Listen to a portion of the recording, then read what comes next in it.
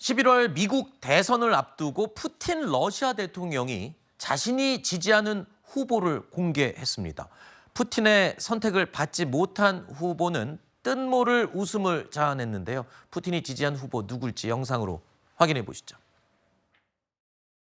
Был действующий президент, господин Байден. Вот он, его сняли с гонки, но он рекомендовал всем своим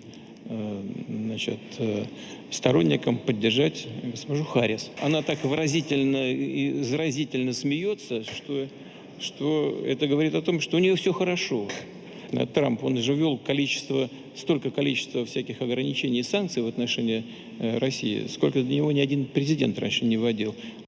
Putin came out today, he endorsed Kamala, and I didn't know, was I supposed to call him up and say, thank you very much, I appreciate it.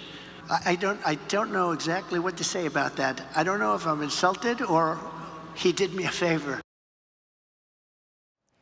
자, 푸틴 대통령의 발언에 백악관이 아주 불편한 심기를 드러냈습니다. 우리나라로 친다면 김정은이 우리나라 대통령 선거에 후보 지지를 선언하는 거잖아요. 네. 그런 셈이 되겠군요.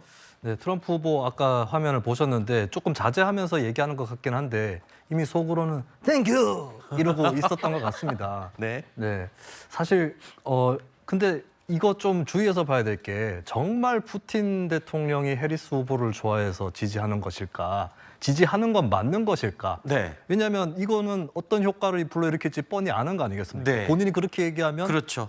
해리스 후보한테 불리하다. 이건 뻔히 아는 건데 오히려 해리스 후보에게 치명타를 가하기 위해서 저렇게 얘기한 것은 아닌가. 첫 번째 가능성 제가 그것을 의심을 하고 있고. 네. 왜냐하면 사실 미국 민주당 정부지 않습니까? 네. 이 정부가 우크라이나 전쟁에서 우크라이나를 지원을 하고 있어요. 네. 과연 좋을까? 오히려 사실 트럼프 후보야말로 과거에 친 러시아 아니냐. 이런 의심을 받았었고 심지어 러시아가 2016년 미국 대선에 개입해서 일부러 힐러리 클린턴 후보를 골탕 먹였다라고 네. 하는 게 미국 정보당국의 소견이거든요. 네. 그걸 봤을 때는 진짜 지지하는 건 아닐 수 있다는 게 첫 번째 가능성이고요. 두 번째는 해리스 후보가 당선될 거라고 생각하는 건 아닐까.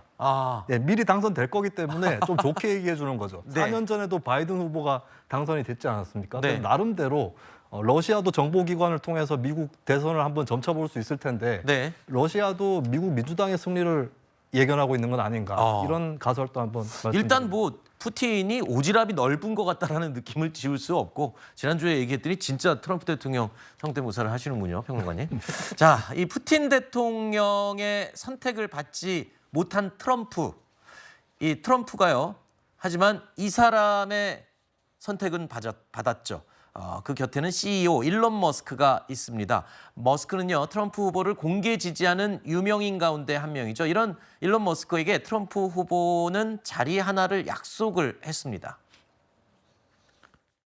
Elon Musk, who has given me his complete and total endorsement. That's nice. He's a smart guy. He knows what he's doing.